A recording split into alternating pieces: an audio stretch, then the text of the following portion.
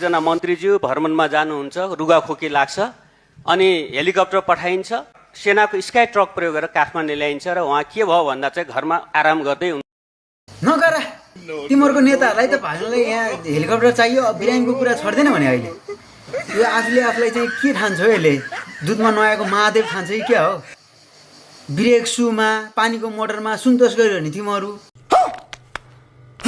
भ्रष्टाचारीहरू, तस्करीहरू।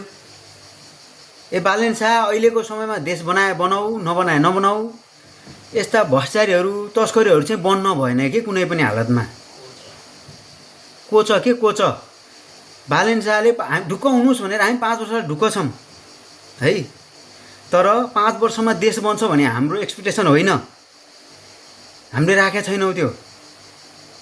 तर 5 वर्षमा चाहिँ भ्रष्टाचारीहरूलाई चाहिँ कोच्ने काम चाहिँ गर के, कोच्न लाँदै हस्पिटल लगेर उपचार गर्दै सेवा सुविधा दिँदै फर्काउने काम नगर।